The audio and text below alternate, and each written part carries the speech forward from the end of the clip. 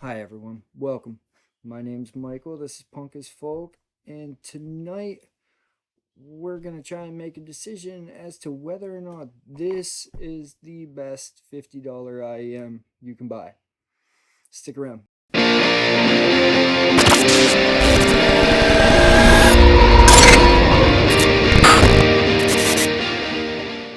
The Kinera bd005 Pro comes in Kinera's octagonal packaging.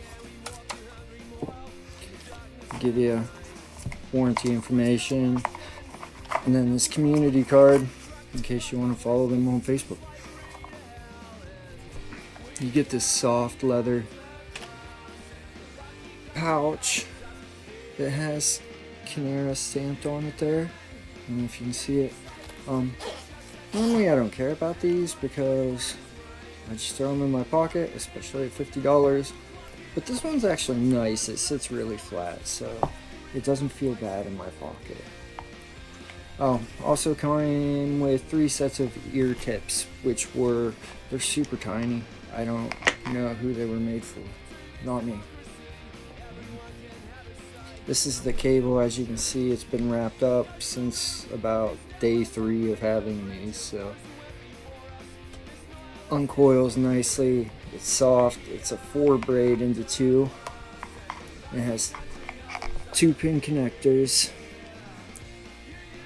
a 3.5 millimeter input, and a microphone. And I saw no options online for purchasing this without a microphone. But at this price range, it may be a good thing. The IEMs themselves are a 3D printed resin. They look almost like customs. They are shiny. I don't know if you can see, but mine are a dark blue with the Kinera logo and some sparkles in the back. These are not on the custom cable.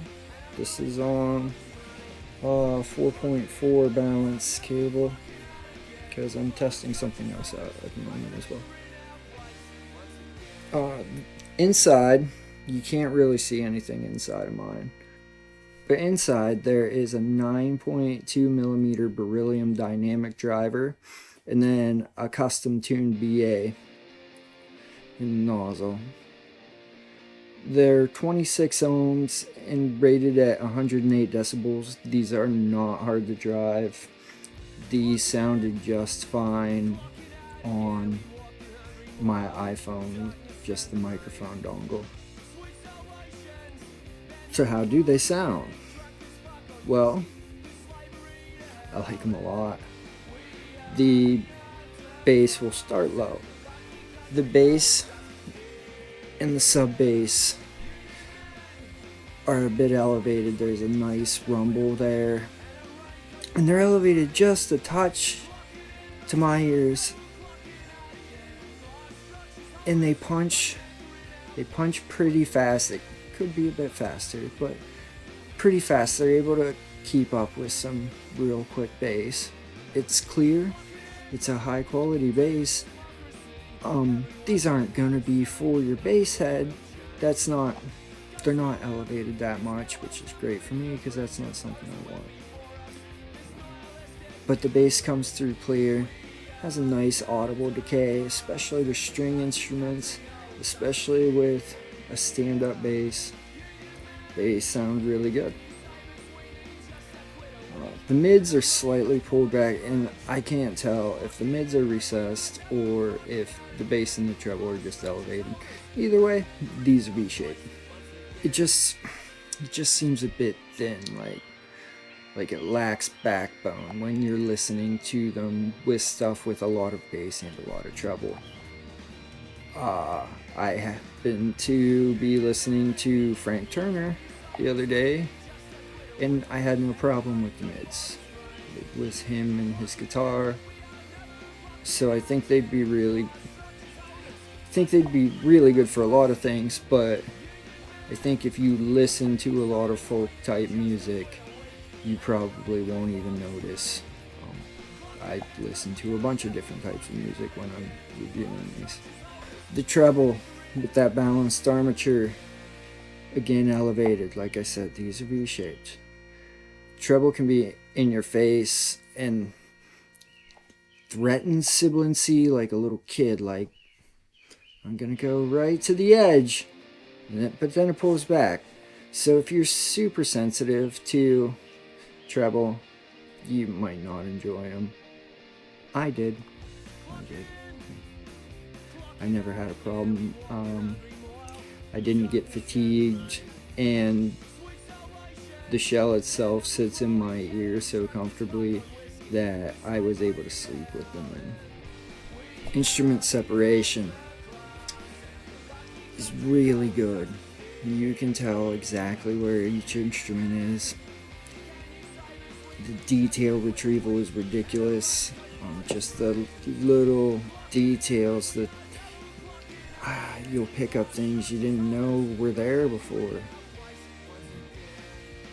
In song Zanny, there's that bar scene in the back, and I'm pretty sure when I listened to it with these on, they added some ice cubes and some drink stirring. Now the sound stage itself goes to about my shoulders. It's not super wide, but it's pretty wide and nice, and front to back as well. Not a whole lot of depth there, but there is some. I didn't notice much in the way of vertical sound stage. I don't know if maybe I just wasn't playing the right thing, but generally when you watch a musician play, they're not going to be flying over your head as well. Well, I guess it depends on who you're going to see. So do I recommend these? Yes. I recommend these. I especially recommend these if you are somebody who's looking to get into this hobby, hasn't made a purchase yet, you want to start small, kind of get your toes wet. Yeah, these would be a great purchase. I think these are better than any of the other $50 IEMs I have heard, including the 1022s, the KZs, ZS10 Pros. I do have another set here that I should probably should have tried before I said that, but that'll be like what I'm doing the next week. I highly recommend them, but I don't highly recommend, if you have a pair of 1022s, that you go buy these. You're not going to get that much of a difference. If you have a set of KZs already, don't go buy these. It's not an upgrade. But I think if you were dishing out that money now, or you just wanted a second set, or wanted to buy them for somebody as a gift, these would be a great gift for somebody, because packaging's unique, everything's included. The cable's not shit. I mean, I actually really like the cable. So yeah, I don't know that these are the best $50 IEMs, but I don't know that they're not either. Like I said, I have the blonde bd005s to try out, and I've heard good things. So, but as of right now, if you ask me what $50 IEM you should buy, it's the Kineras. I guess that about does it. You folks have a good day. Bye.